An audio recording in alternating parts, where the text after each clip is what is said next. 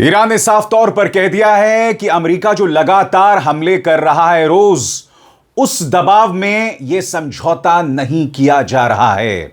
In fact बातचीत में शामिल ईरानी संसद के स्पीकर मोहम्मद बागर गालिबाफ ने कह दिया है कि जैसी करनी वैसी भरनी। बड़ा सवाल, गालिबाफ ने ऐसा क्यों कहा है और ट्रंप आखिर क्यों कह रहे हैं कि डील पर जल्द हस्ताक्षर दस्तखत होने वाले हैं। इस बीच अमेरिका के अंदर ट्रंप की काबिलियत पर सवाल उठाए जा रहे हैं। वहां का मीडिया, वहां के लोग पूछ रहे हैं कि क्या वाकई डोनाल्ड ट्रंप अमेरिका के लिए एक अच्छी डील पर हस्ताक्षर कर पाएंगे। इन तमाम मुद्दों की चर्चा होगी दोस्तों, मगर सबसे पहले आपकी स्क्रीन पर मोहम्मद बागर गालिबाफ का यह बयान, जो कहीं ना कहीं अमेरिका को चेतावनी है, वार्निंग है और नसीहत है। आप जिस भी निगाह से इसे देखना चाहें। मोहम्मद बागर गालिबाफ ने क्या कहा है आपके स्क्रीन पर। You reap what you sow, Iran parliamentary speaker warns US against breaking potential commitments. आसान लफ्जों में कहा जाए कि जैसी करनी वैसी भरनी। चेतावनी है कि जो कमिटमेंट्स किए हैं, अगर तुम उससे पीछे हटे तो इसकी बहुत बड़ी कीमत चुकानी पड़ेगी। मोहम्मद बागर गालिबाफ ने क्या कहा, आइए उसे समझने की कोशिश करते हैं आपके स्क्रीन पर। ईरान की संसद यानी मजलिस के स्पीकर ने अमेरिका को वार्निंग दी है कि अगर वॉशिंगटन इस्लामिक रिपब्लिक के साथ होने वाले संभावित समझौते या मेमोरेंडम ऑफ अंडरस्टैंडिंग के तहत कोई वादा करता है तो उसे हर हाल में निभाना होगा। मोहम्मद गालिबाफ ने शुक्रवार को एक्स पर लिखा, जो वादे किए जाएं उन्हें निभाया भी जाए। न कोई अगर, न मगर, न कोई बहाना। उन्होंने आगे कहा, आगे जो भी संभावित समझौता है उसके लिए यही एक रास्ता है, जैसा बोगे वैसा काटोगे। मगर सबकी निगाह दोस्तों ईरानी विदेश मंत्री अब्बास अरागची पर है। अब्बास अरागची जो कि इस मेमोरेंडम ऑफ अंडरस्टैंडिंग पर काम कर रहे हैं अपने कतर के रिप्रेजेंटेटिव के साथ, और जाहिर सी बात है इसके पीछे पाकिस्तान का भी एक बहुत बड़ा हाथ है। अब्बास अरागची ने कहीं ना कहीं इशारा किया कि दरअसल यह पूरा मामला किस तरफ जा रहा है। गौर फरमाएं, अरागची ने क्या कहा। अरागची ने कहा कि बातचीत का दूसरा चरण 60 दिनों तक चलने की उम्मीद है, लेकिन अगर दोनों पक्ष प्रगति से संतुष्ट नहीं रहे, यानी कि बातचीत में हुए प्रोग्रेस से सैटिस्फाइड नहीं रहे, तो इसे आगे भी बढ़ाया जा सकता है। हालांकि अगर इस दौरान तरक्की नहीं हुई तो यह प्रक्रिया किसी अंतिम समझौते तक नहीं पहुंचेगी।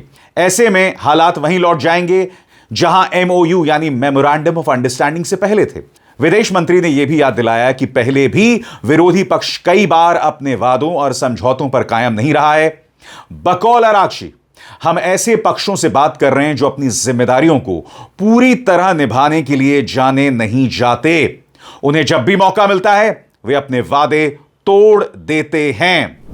दोस्तों ईरान साफ तौर पर अपने रेड लाइंस की बात कर रहा है, अपनी उन लक्ष्मण रेखाओं की बात कर रहा है जिसको लेकर वह अमेरिका को कह रहा है कि इससे पार मत कीजिए। बात वहां नहीं रुकती, वो खुद भी कह रहा है कि हम एक हद के बाद समझौता नहीं करेंगे। ट्रंप बड़ी बड़ी बातें कर रहे हैं। इस बीच कल ही मैंने आपको एक्सिस की रिपोर्ट बताई थी कि अब डोनाल्ड ट्रंप इस बात को लेकर राजी हो गए हैं कि यूरेनियम का जो डिप्लीशन होगा वो ईरान के अंदर ही होगा, यानी कि उसे अमेरिका के सुपुर्द नहीं किया जाएगा। और मैंने आपको बताया था कि यह बहुत बड़ी जीत है। ईरान ने यह भी कहा है कि यह जो समझौता हो रहा है हम दबाव में नहीं कर रहे हैं। यह मत सोचिए कि अमेरिका जो रोज हमले कर रहा है, रोज सो कॉल्ड सर्जिकल स्ट्राइक कर रहा है, उसी के चलते समझौता किया जा रहा है। ईरान ने इस बारे में क्या कहा है दोस्तों आपके स्क्रीन पर। ईरानी अमेरिकी दावे को खारिज कर रहे हैं कि हालिया हमलों के दबाव में तेहरान समझौते के लिए तैयार हुआ है। और मैं चाहूंगा कि आप अल जजीरा की इस रिपोर्ट के इस खास हिस्से पर गौर करें जिससे हालात साफ हो जाते हैं। गौर फरमाएं, ईरानी इस अमेरिकी दावे को न तो मानते हैं और ना ही स्वीकार करते हैं, एक्सेप्ट करते हैं कि पिछले कुछ दिनों से सैनिक दबाव की वजह से उन्होंने समझौते पर दस्तखत करने का फैसला किया। उनका कहना है कि यह समझौता तो पाकिस्तान के मीडिएशन के जरिए कुछ हफ्तों पहले ही मेज पर आ चुका था। ईरान इस पर सहमत भी हो गया था, लेकिन बाद में अमेरिका और बदलाव मांगने लगा। इसी वजह से ईरान को अमेरिकी संशोधन प्रस्तावों का अध्ययन यानी कि उसे पढ़ने में समय लगा और समझौते में देरी हुई। ईरानियों का मानना है कि समझौते से उन्हें कई बड़े फायदे मिलने वाले हैं, जिनमें हॉर्मूज स्ट्रेट पर किसी हद तक कंट्रोल बनाए रखना, भविष्य में सैंक्शंस का हटना और जमी हुई विदेशी संपत्तियों का अनफ्रीज होना शामिल है। साथ ही इस पूरी बातचीत में ईरान की मिसाइल काबिलियत पर कोई चर्चा नहीं हो रही है, जिसे यहां के नेता एक बहुत बड़ी जीत मान रहे हैं। इसलिए ईरानी नेतृत्व का मानना है कि ईरान इस युद्ध और समझौते से पहले के मुकाबले कहीं ज्यादा मजबूत और बेहतर हालात में दिख रहा है। तो गौर फरमाइए दोस्तों, नंबर 1 यूरेनियम संवर्धन, यूरेनियम एनरिचमेंट, न्यूक्लियर वेपन। इस मुद्दे पर जो ईरान चाहता था वो हो रहा है। और उससे भी बड़ी बात याद कीजिएगा, डोनाल्ड ट्रंप लगातार कह रहे हैं कि भाई ईरान के पास मिसाइल भी नहीं हो सकते। क्यों नहीं हो सकते? ताकि तुम जब चाहो हमला करो और वो तुमसे कहें कि जहापना तुसी ग्रेट हो, आओ तोहफा कबूल करो। सवाल ही नहीं पैदा होता दोस्तों, और इसीलिए ईरान इसे बहुत बड़ी जीत मान रहा है। आपका ध्यान मैं खींचना चाहूंगा CNN के इस एडिटोरियल की तरफ, और यहां पर कहा जा रहा है कि क्या ट्रंप वाकई अमेरिका के लिए एक अच्छी डील हासिल कर सकते हैं। सवाल किए जा रहे हैं ट्रंप की काबिलियत पर, और मुझे इस बात पे शक नहीं है कि जैसे ही यह समझौता पूरा होता है, ट्रंप के खिलाफ अमेरिका के अंदर आवाजें और बुलंद होंगी, क्योंकि इस समझौते के बाद यह साफ होता जाएगा कि फायदा दरअसल ईरान को ही हुआ है, डिप्लोमैटिकली और स्ट्रैटेजिकली। और वो कैसे, कुछ देर बाद मैं आपको बताऊंगा। मगर अभी कुछ देर पहले मैंने आपसे कहा कि ईरान के अपने कुछ रेड लाइंस हैं और वो उसे पार नहीं करने वाला है, और प्रेस टेलीविजन ने इस बात का जिक्र किया है। और वो रेड लाइंस क्या हैं, आइए उस पर गौर किया जाए। ईरानी अधिकारियों ने फ्राइडे को कंफर्म किया कि अमेरिका के साथ बातचीत एक संभावित मेमोरेंडम ऑफ अंडरस्टैंडिंग के काफी करीब पहुंच गई है। उन्होंने बताया कि मसौदा समझौते के बड़े हिस्सों पर बड़ी तरक्की हुई है, लेकिन तेहरान अपनी सभी रेड लाइंस पर पूरी तरह कायम है। इसी दिन IRGC नेवी ने एक ऐसा टैंकर को रोका जो ईरान के सुरक्षा निर्देशों का उल्लंघन करते हुए इल्लीगली हॉर्मूज स्ट्रेट से गुजरने की कोशिश कर रहा था। ईरान के सैनिक और राजनीतिक अधिकारियों ने यह भी दोहराया कि अगर अमेरिका या इस्राएल की तरफ से कोई खतरा या हमला हुआ तो उसका जवाब देने के लिए देश पूरी तरह तैयार है। और अब एक जरूरी संदेश, सच के इस सफर में मेरा साथी बनिए, मेरा चैनल ज्वाइन कीजिए और इनमें से एक विकल्प, एक ऑप्शन चुनिए। शुक्रिया। मैं आपको याद दिलाना चाहूंगा कि भारतीय ओरिजिन के जहाजों पर अमेरिका ने 3 हमले किए हैं, जिसमें 3 भारतीय मारे गए। हमारे प्रधानमंत्री अब तक खामोश हैं। डोनाल्ड ट्रंप 12 साल पूरा होने पर मोदी जी को बधाई देते हैं और हमारे प्रधानमंत्री खामोश रहते हैं। जी हां, कोई कुछ नहीं बोलता है। एस जयशंकर कल एक बातचीत में बैठे हुए थे, एक पैनल डिस्कशन कर रहे थे, वहां पर भी वो इस मुद्दे पर खामोश रहे। इससे ज्यादा शर्मनाक क्या हो सकती है? और ईरान इसी बात का इशारा कर रहा है। कल ईरानी विदेश मंत्री इस्माइल बागाई ने इसी को लेकर अमेरिका की आलोचना की थी, और ईरान यही कह रहा है कि हम कोई ताबड़तोड़ हमले नहीं कर रहे हैं, हम वार्निंग दे रहे हैं और हम पहले से कर रहे हैं।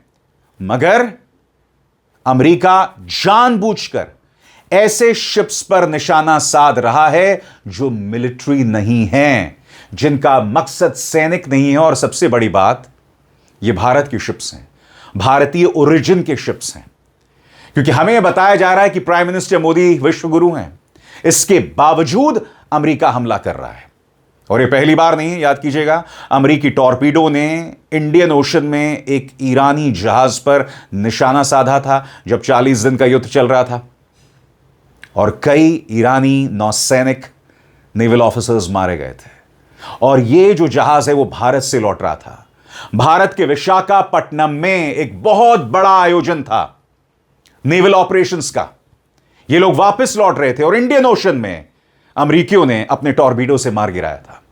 अब आप मुझे बताइए, दबंगई कौन कर रहा है, दादागिरी कौन कर रहा है, जुल्म कौन कर रहा है? और इसी बात का इशारा ईरान कर रहा है। और जहां तक अमेरिका की बात है, अमेरिका को ऐसा लग रहा है कि बार बार मिसाइल के जरिए हमले करके, ईरान पर हमला करके, वो भी बातचीत के दौरान, वो अपने आप को स्ट्रॉन्गमैन और एक दादा के तौर पर कायम कर पाएगा। इसका सबूत है CNN की रिपोर्ट जो कहती है US says it downed multiple Iranian drones after Trump and Tehran signal an agreement is close। यानी कि ड्रोन से हमला भी करेंगे और यह भी कहेंगे कि समझौता होने वाला है। ऐसा कैसे? गौर फरमाएं। अभी हालात क्या हैं?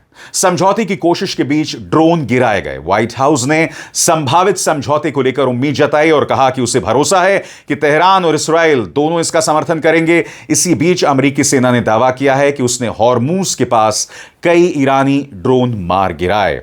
मगर अभी भी कई सवाल बाकी हैं। अमेरिकी राष्ट्रपति डोनाल्ड ट्रंप ने शुक्रवार को ईरानी सरकारी मीडिया की उन रिपोर्ट्स पर नाराजगी जताई जिसमें समझौते की शर्तों का जिक्र अमेरिकी दावों से बिल्कुल उलट था। इससे बातचीत को लेकर अनसर्टेनिटी बढ़ गई है। अभी यह साफ नहीं है कि ईरान के सर्वोच्च नेता ने इस समझौते को मंजूरी दी है, यानी मुश्तबा खामेनी ने मंजूरी दी है या नहीं। हालांकि ईरान के विदेश मंत्रालय संकेत दे चुका है कि समझौते का एक ढांचा अब बहुत करीब पहुंच चुका है। ऐसे में एक सवाल कि आगे क्या होगा? एक अमेरिकी अधिकारी के मुताबिक मेमोरेंडम ऑफ अंडरस्टैंडिंग पर दस्तखत होने के बाद उसके लागू करने और बाकी बचे मुद्दों पर 60 दिनों की और तकनीकी बातचीत होगी। सूत्रों का कहना है, सोर्सेस का कहना है कि आने वाले दिनों में स्विट्जरलैंड में हस्ताक्षर समारोह हो सकता है, जबकि ईरान के विदेश मंत्री ने संकेत दिया है कि सिग्नेचर ऑनलाइन या दूर से भी किए जा सकते हैं। मगर मैंने कहा ना दोस्तों, इस पूरे मामले में 3 किरदार हैं, ईरान, अमेरिका और इस्राएल। इस्राएल जो दूर से इस पूरे तमाशे को देख रहा है और वो पूरी तरह से कोशिश करेगा कि किसी भी कीमत पर इस डील को साबोटाज किया जाए। ट्रंप की हालत बहुत पतली है। वो चाहते हैं समझौता हो जाए, वो देश को बता सकें कि मुझे जीत मिली है, मगर उनकी देश की जनता खुद विश्वास नहीं करती कि इस जंग से अमेरिका को फायदा हुआ है। इनफैक्ट CNN सवाल कर रहा है कि क्या डोनाल्ड ट्रंप अमेरिका के लिए एक वाजिब डील ला पाएंगे? अमेरिका को फायदा होगा? और इसमें बाकायदा कई मुद्दों का जिक्र किया जा रहा है। यूरेनियम एनरिचमेंट की बात की जा रही है, ईरान के फ्रोजन फंड्स की बात की जा रही है, प्रॉक्सी ग्रुप्स की बात की जा रही है कि इन तमाम मुद्दों पर कहीं ना कहीं डोनाल्ड ट्रंप ने समझौता कर लिया है। गौर फरमाएं, सबसे पहले परमाणु कार्यक्रम पर ट्रंप प्रशासन यह संदेश दे चुका है कि ईरान अपने परमाणु कार्यक्रम को खत्म करने और अनिश्चित काल तक परमाणु हथियार न बनाने पर सहमत हो रहा है। लेकिन अगर यह सच भी है तो सबसे बड़ा सवाल यह कि यह सब कैसे होगा और फ्यूचर में इसकी निगरानी और कॉन्फर्मेशन कैसे किया जाएगा। पहले भी यही मुद्दा बड़ा विवाद बना था। इन बारीकियों पर सहमति बनाने में कई हफ्ते लग सकते हैं। और यहां पर अब दूसरा मुद्दा है संवर्धित यूरेनियम यानी एनरिच्ड यूरेनियम, और यहां पर भी ट्रंप को मुंह की खानी पड़ रही है, ऐसा CNN कह रहा है। गौर फरमाएं, ट्रंप ने एक समय सुझाव दिया था कि अमेरिकी सेना परमाणु सुविधाओं को बस सील कर सकती है और उनकी निगरानी कर सकती है। उन्होंने अप्रैल में कहा था वो इतनी गहराई में है कि मुझे उसकी परवाह नहीं है। एक और ऑप्शन पर भी चर्चा हो रही है जिससे ईरान खुश है। यूरेनियम को डाउन ब्लेंड किया जाए, यानी कि उसके एनरिचमेंट की मात्रा कम कर दी जाए ताकि वो हथियार स्तर का ना रहे। हालांकि ऐसा यूरेनियम ईरान के पास ही ईंधन के रूप में रह सकता है। अब बात की जाए फ्रोजन फंड्स की। इसको लेकर बात हो रही है 24 अरब डॉलर्स की। यह रकम 24 अरब डॉलर्स की। ईरान कह रहा है 12 अरब डॉलर्स आप पहले दो और 12 अरब डॉलर्स दूसरी खेप में। यहां पर भी काफी कंफ्यूजन है अमेरिकी रुख में। कैसे? गौर फरमाएं, ट्रंप शायद शब्दों का खेल खेल रहे हैं। वो संपत्तियां यानी कि तमाम जो प्रॉपर्टीज हैं अनफ्रीज करने और नकद पैसा देने को अलग अलग बता रहे हैं। यही रास्ता शायद ट्रंप प्रशासन अपनाने की कोशिश कर रहा है। कम से कम उपराष्ट्रपति JD वैंस के बयान से यही लगता है। कल उन्होंने कहा था कि ईरान को कैश नहीं मिलेगा, लेकिन साथ ही यह भी कहा कि सिर्फ समझौते पर दस्तखत करने या बैठक में शामिल होने के लिए कोई फंड जारी नहीं किया जा रहा है। इससे यह संकेत मिलता है, यह सिग्नल मिलता है कि किसी भी फेज पर ईरान की जमा हुई रकम जरूर खोली जा सकती है। और सबसे बड़ी बात, हिजबुल्लाह और हमास, ये वो प्रॉक्सी ग्रुप्स हैं जिनका ईरान खुलकर समर्थन करता है गजा में, लेबनान में। अब खबर क्या आ रही है मैं आपको बताता हूं। प्रॉक्सी ग्रुप्स को लेकर भी जो तेवर ट्रंप ने अपनाए थे वो कमजोर पड़ रहे हैं। हिजबुल्ला और हमास दोनों को अमेरिका टेरर ग्रुप्स मानता है। अब ट्रंप कुछ दिनों पहले, आपको याद होगा, इसी प्लेटफॉर्म पे मैंने आपको बताया था और कहा था कि हम हिजबुल्ला से भी बातचीत कर रहे हैं। आप जिसे टेरर ग्रुप्स बताते हैं आप उससे बात कर रहे हैं, आप जिन्हें आतंकवादी बताते हैं आप उनसे बात कर रहे हैं। गौर फरमाएं, 2 महीने पहले ही ट्रंप ने दावा किया था कि ईरान उनकी सभी मांगों को मानने को राजी हो गया है। इससे यह भी शामिल था कि ईरान अपने सभी प्रॉक्सी ग्रुप्स को समर्थन देना बंद करेगा। लेकिन बाद में ट्रंप और उनके प्रशासन ने इस मुद्दे पर बात करना बंद कर दिया। फ्राइडे को प्रशासन के एक बहुत ही सीनियर अधिकारी ने CNN को बताया कि ईरान आतंकवादी समूहों को फंडिंग ना देने पर सहमत हो रहा है। लेकिन अगर यह सच भी है तो असली सवाल यही है कि इसका प्रैक्टिकल मतलब क्या है और इसकी जांच पड़ताल कैसे होगी। और ट्रंप को अगर इस मुद्दे पर कोई ठोस व्यवस्था नहीं मिलती, कोई कॉन्फर्मेशन नहीं मिलता, तो इसका मतलब यह होगा कि वो युद्ध की शुरुआत में घोषित अपने 4 मेन ऑब्जेक्टिव्स में से एक को भी हासिल करने में नाकाम रहे हैं। इसलिए डोनाल्ड ट्रंप के बारे में कहा जा रहा है कि तुमने जिसलिए युद्ध शुरू किया था, अब तुम कह रहे हो स्ट्रेट ऑफ हॉर्मूज खोलो। मगर स्ट्रेट ऑफ हॉर्मूज 28 फरवरी से पहले खुला हुआ था। वहां पर कोई टोल नहीं था, वहां किसी का कंट्रोल नहीं था। ईरान ये मानकर चल रहा है कि स्ट्रेट ऑफ हॉर्मूज पर उसका टोटल कंट्रोल होगा, जिससे पता चलता है कि 28 फरवरी के बाद जो 40 दिन का युद्ध हुआ, ईरान और मजबूत बनकर उभरा है और ट्रंप के हाथ में कुछ नहीं है। अभिसार शर्मा को दीजिए इजाजत। नमस्कार।